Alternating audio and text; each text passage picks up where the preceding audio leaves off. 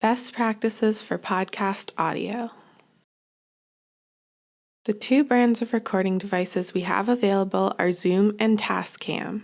They're fairly straightforward once you learn the basics of one, but there are a few key differences. All kits should contain what looks like some kind of fuzzy sock. This is a windscreen and is used to minimize breathy sounds. Normally these are used in the field when someone has to record outside. Feel free to experiment with the sound of your voice with and without the windscreen. Sometimes it can be good to mitigate plosives, which are the bursts of air that exit our mouths when we make B and P sounds. To turn on a Zoom recorder, hold down the power button. You'll see the menu pop up on the front screen. Already you should begin to see the levels go up and down with whatever sound is being made.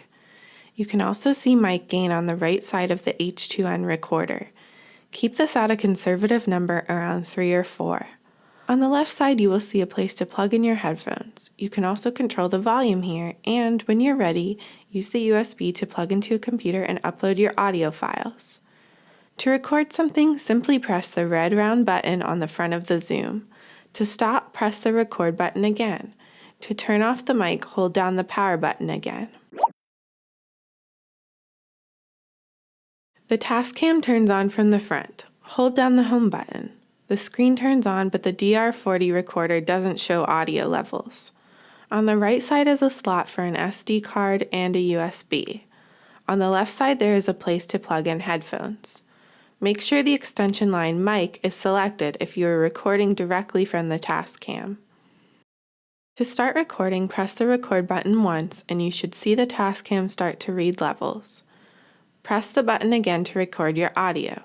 It will show the amount of time you've been recording at the top of the screen. It will show you the name of your audio file at the bottom of the screen.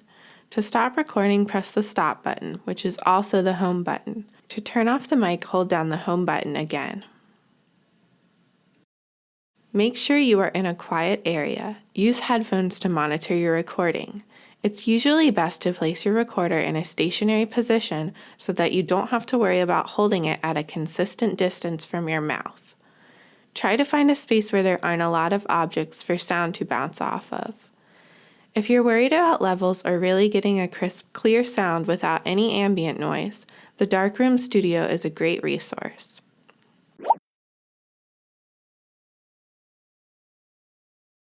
Audio should be kept at -24 dB. Music should be kept at -32 dB. dB stands for decibel, which measures the intensity of sound. These are broadcast standards for audio, and while it's unlikely that your audio will ever be used on television, it's good to get into the practice of keeping audio at this target level. When you're done recording, use the USB cord that comes in the audio kit to connect to a computer. The Zoom devices will automatically turn on when you plug them in. Use the toggle on the right side to make a selection. The Tascam devices need to be turned on after plugging in. Use the buttons on the front to make a selection. You can treat the devices the same way you would a regular thumb drive once the computer recognizes them. Just drag and drop or cut and paste the files you need to the appropriate folders.